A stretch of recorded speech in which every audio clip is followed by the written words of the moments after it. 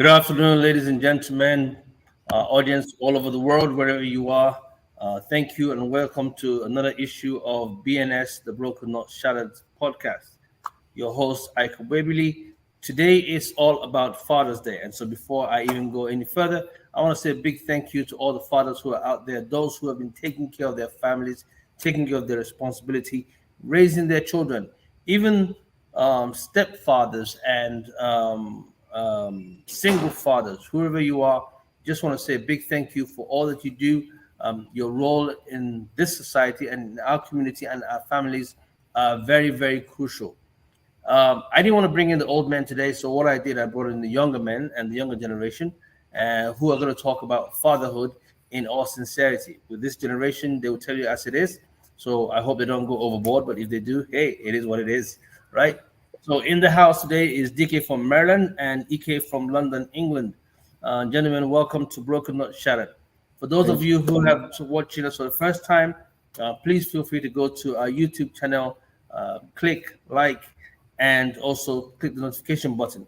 The more clicks we get, the more likes we get, the more content we can actually produce for you. We've done this for almost 2 years now, and on an average Sunday afternoon here in the US, we get about 1,000 people watching this program live.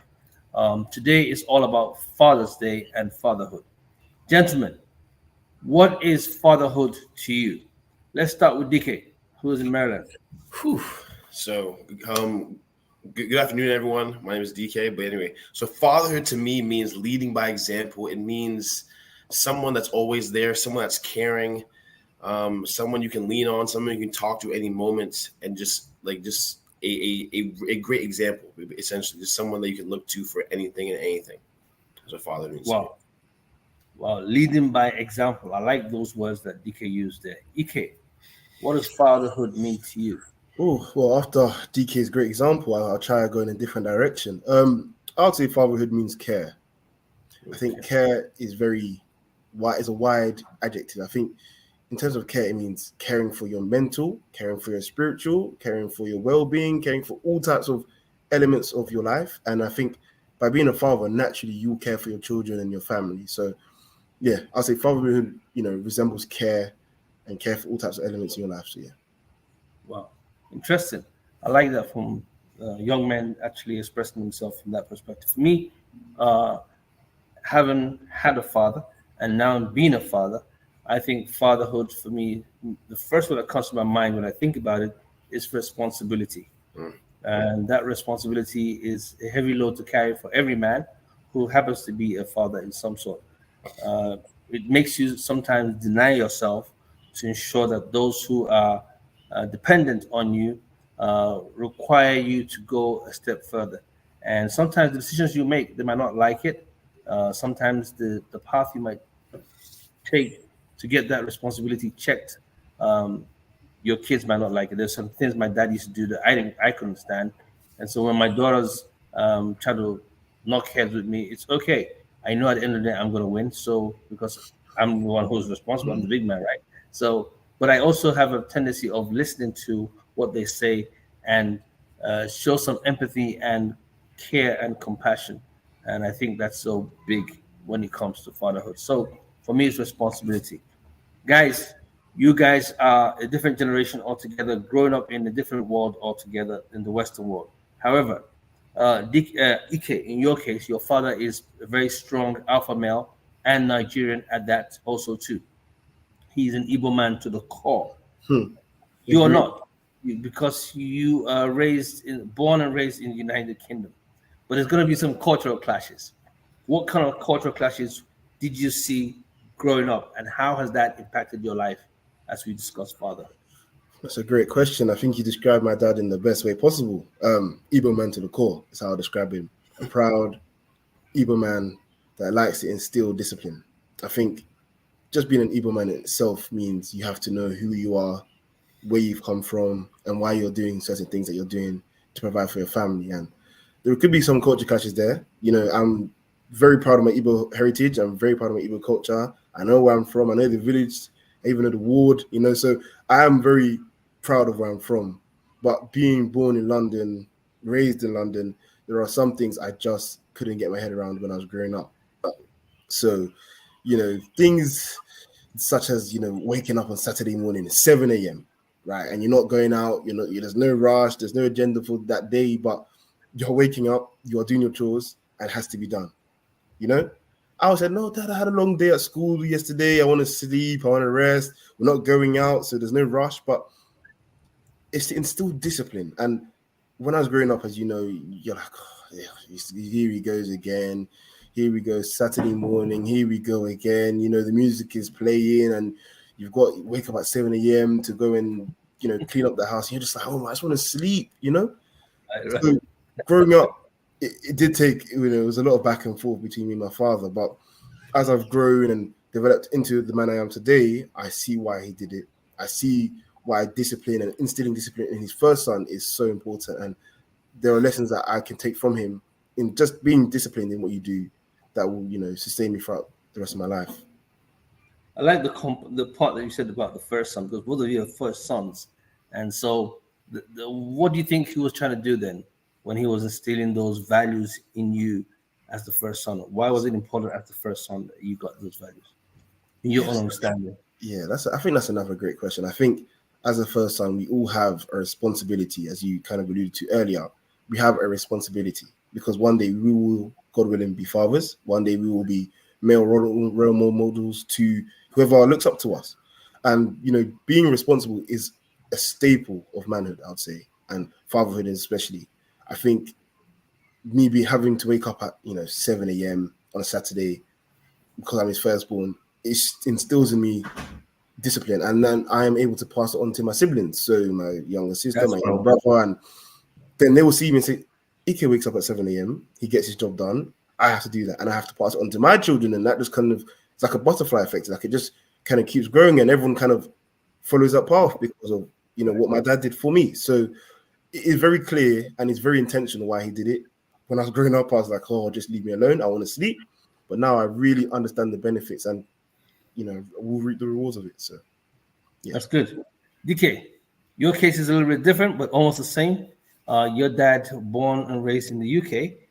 No, actually born in the UK, but raised in Canada, and moved to Nigeria to study only, and he came back. Your mom is African American. So right there's a diverse culture taking place, and you have been born and raised in the United States of America.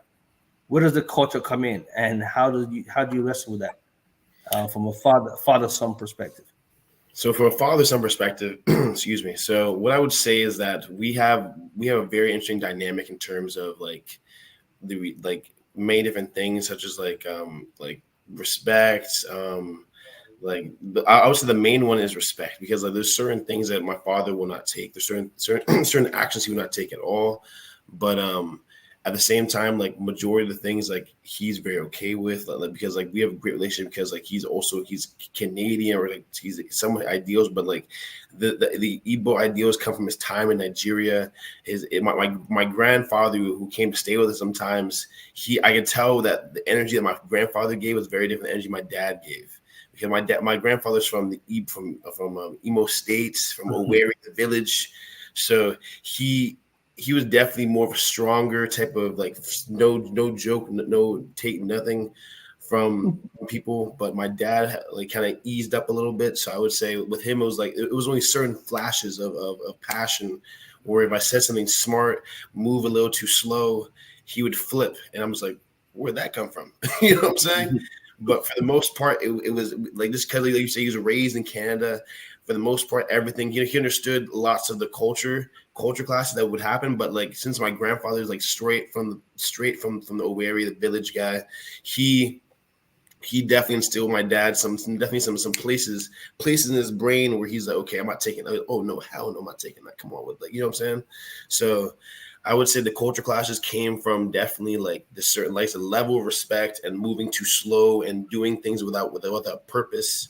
Like Ike just mentioned, not doing things with purpose, not cleaning. And then on the part about the first son, I'm in a similar situation. I'm the second oldest at 5. So when I do something too slow, when I don't do things to the best of my ability, it reflects badly on the whole family, because I'm supposed to be the oldest. I'm supposed to be leading by example, how my father leads by example too. So, like I said, it trickles down definitely, and that's something that I've come to realize as I've gotten older. I'm okay. I need to lead by example. I need to really do this with a purpose. I need to do this with a passion. I need to make sure I succeed. I need to make sure I do this, and that. So, like I said, minor culture classic because my mom's African American. My dad is majority raised in Canada. So, right. Okay, well that's good. So you guys are able to navigate that part of your life without losing your lives. Basically, you didn't get your heads you didn't get your heads chopped off by these. oh no. But I know personally growing up, I was like a rebel. You guys are great kids, and it's easy to. I was like a very big rebel, believe it or not. But my dad had a very special interest in me because I knew that he saw a lot of great potential in this young man, and all I just needed was to be fine tuned around the edges, right? And here I am today. I believe I've done well as a father. Only my kids can say, yes, Dad, you were an excellent dad or not. But whether they say it or not, I know I'm an excellent dad. So all my kids, I'm giving myself kudos on this Father's Day. I know you'll be supporting that too. However, I also understand that their career paths as young men, you guys want to take a career path. What kind of influence did your father have in making choices for you? Because see, by default, if you have a strong alpha male, they will feel that it's their way or no way, right? And so in some cases, that clash might come up. How were you able to navigate that when it comes to making choices? DK, you can go first. So when it came to making choices, my father was very supportive in terms of like making choices, making decisions.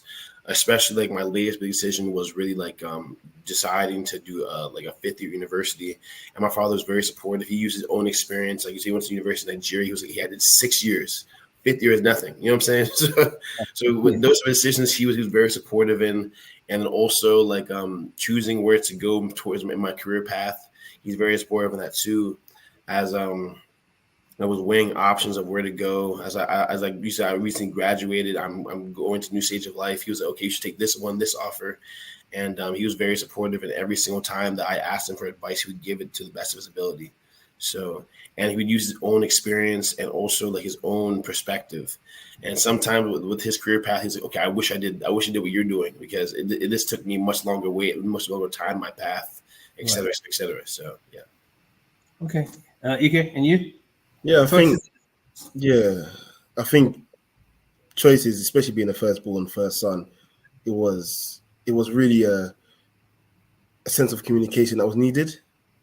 I'm very grateful to have, I'm blessed to be able to kind of know from young what I wanted to do.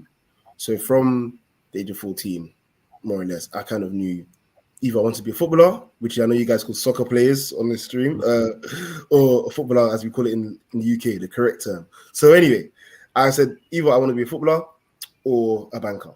Those are my two options. I didn't want any other job. I was interested in money or football. That was kind of how I resonated. And my dad was very supportive of that.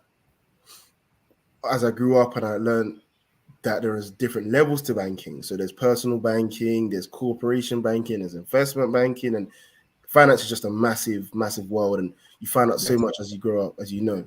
So on my journey to that point, I was always communicating with my father and kind of saying, I might not want to be a personal banker. I want to be a corporate banker, or corporate banking pays more, or this one doesn't suit my skill set as much. And we were able to kind of communicate those decisions, and to be able to be a corporate banker, for example, I had to do economics, and I always enjoyed economics. I enjoyed maths, but I didn't want to take maths to a certain level. So I told my dad, okay, it was like a trade-off. I said, okay, Dad, I'm going to take economics further. I'm going to take my maths a bit lower and push this to the side a bit more. And he was like, African man, Igbo man, maths is very key. Maths is almost like the basis of life. But I was able to kind of communicate and have a conversation with him where he understood why I took economics further rather than the maths. And yes, there's a bit of back and forth, but overall, we got there in the end, and thankfully, okay. So at the end of the day, so the presence of your dads in your life has helped you in some choices. Yeah, very key. Now you're growing up to become men. Mm-hmm. Would you still go back? Do you still need that input in your decisions? would you still need that input, or would you think it's time for you to now to come out of the cocoon and begin to blossom, come out of the cage, or in other words, come out of that um, so-called covering that you've had with your parents for such a long time? Um, do you think it's time to grow up, or do you still it's better to still stay in that same cocoon? And anyone can take the question. I'll take this one, DK, if that's okay. I'll start with it. I think the question is very well laid. First of all, I like to say it. Like, it's very well laid. I think when you are developing into a man, there's almost an innate desire to make your own decisions. Correct. And I think we can't deny that that's the case. There is an innate desire. You said you're a rebel. You had an innate desire to say, I'm my own man. I can make my own decisions. I can do my own things. And I don't need my father to tell me what to do. I think as humans, we have that innate desire, especially men. So in terms of me, I've been blessed to have that opportunity to make my own decisions within a controlled environment, I'll say. So I'm still able to make my own decisions, and I still, make the final decision. But I always have a conversation with my father before I make a big choice and then make a big judgment and a big decision on what I want to do next in my life, for example. So basically, he steps in almost like a mentor role now. Yes, he's not. Is this forthcoming? He's still a father. He's still your father, but he takes a different role to wear a different guy as a mentor. Exactly. To say, okay, what do you get with your dad? So my parents, they've called the new role as a consultant. That's what they've called the new role. So I go with them to consult, but they're not the final decision makers. Like you said, we're grown men now. They're not the final decision makers at all, but they're consultants. So I don't pay them for their time, but they're definitely there. And when I need to talk about something, I'm like, hey, Dad, like, blah, blah, blah. And he's like, okay, you should do this way. We should do that. And there's times I haven't asked him. He's like, man, why don't you come to me, bro? I've done this X amount of times. You know what I'm saying? So with that, I think the father in our lives, the father in our lives, he's definitely like he was our age. He's another man, with similar experiences. Like, you know what I'm saying? So like I feel like with him, it's more so like, hey, he's lived his experiences. I'm going through the first or second time. So it's like I definitely need like that consultant type of vibe and that type of energy where he can be, okay, no, actually you did that wrong. Your execution should be doing this, et cetera, et cetera. So like I said, his role is more of a consultant now, and that as a role I think he's very okay with, and the role that I'm very comfortable with as a, like you said, we're grown men. So I feel like that's the role he needs to be taking on, or that he awesome. So that's a good place to take a break. We're going to take a quick break, and then we'll come back and we'll go further. Okay, perfect. Gentlemen, are you still there? Yes.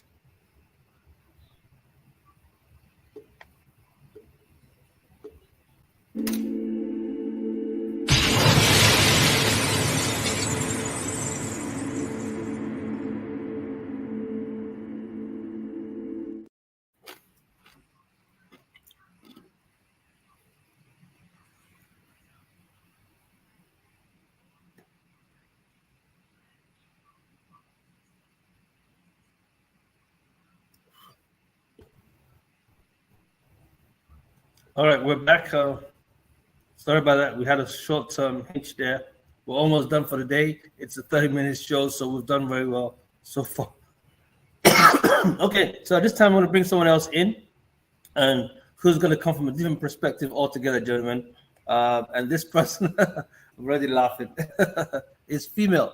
So she's going to come from a female perspective. I hope she's ready to roll. Let's bring into the show my daughter, Oma.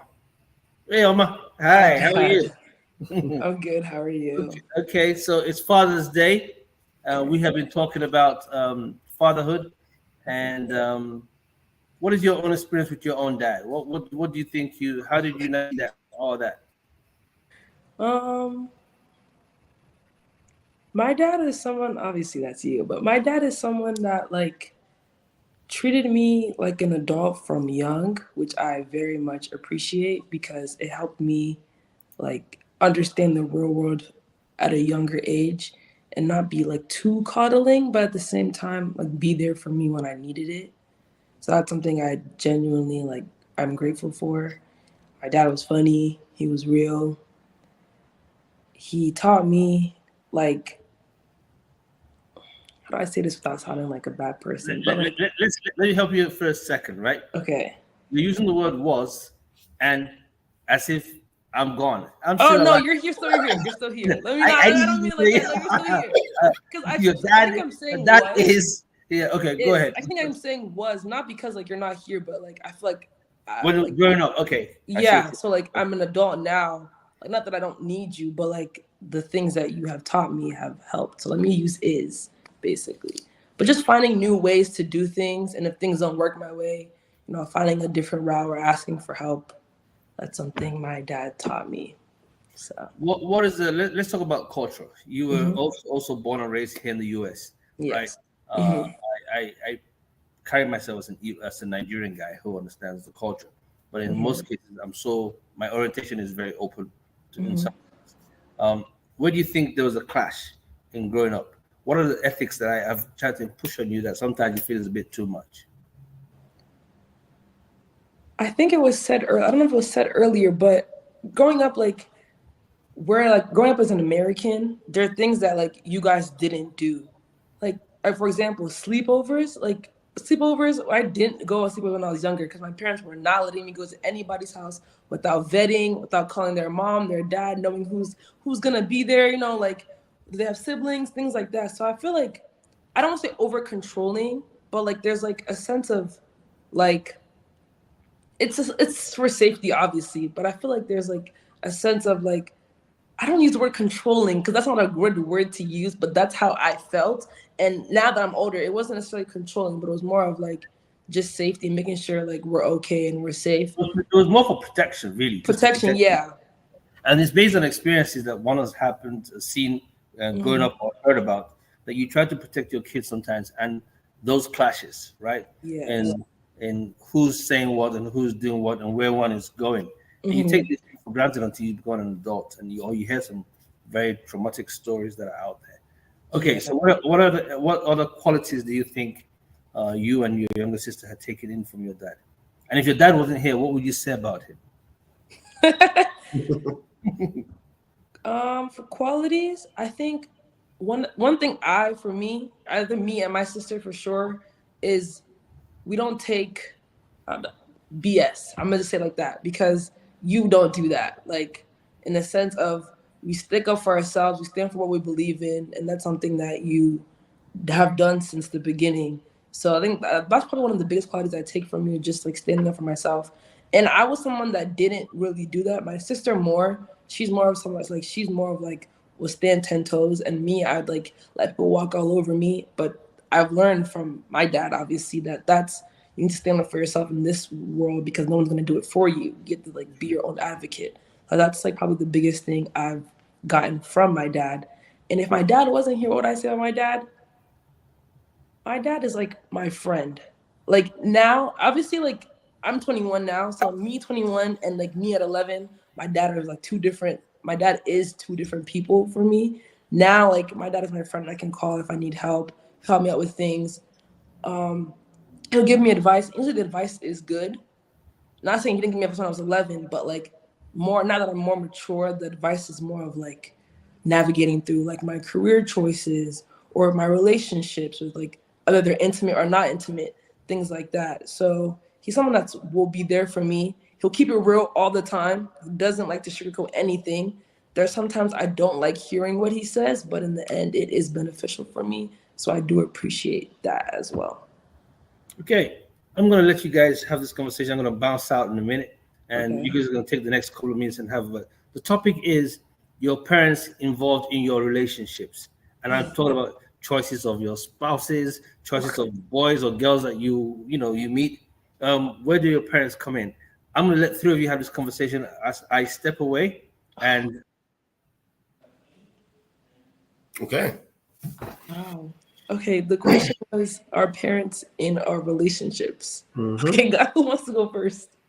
DK, I think you'd be happy to go first. I'll go first. So my parents, my relationship, my mom, she was African American. She always says like arranged marriage, arranged relationships. That's her way of going. But my dad is more so like he's okay with anything, but like his involvement is more so like he's really trying to be like, man, you should do this. Like he's always trying to help me like make decisions, make the way I talk, how I approach situation. Like the other day, my dad was like, man, why don't you just text me? Why don't you just tell me, bro? Like you shouldn't have brought that girl to the you shouldn't have brought the girl to the club. You shouldn't have done this. You should have done. You should have. Wow. I did make a grave mistake last week, but anyway, so my dad was like, you should have asked me. But my mom's more of like, okay, like don't do this because I have to prove this girl. My dad is more so like, man, just ask me questions and I'll help you with whatever.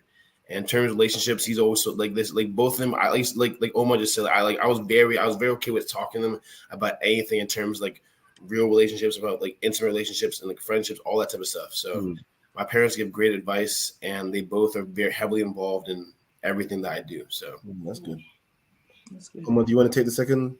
No, I'll go last. I'll go last. You can go. Okay. So I'll take it next. I think it's a bit different with my parents. I think my dad is as said earlier, is a pure Igbo man, pure to the core Igbo man. I think those that know my dad would agree.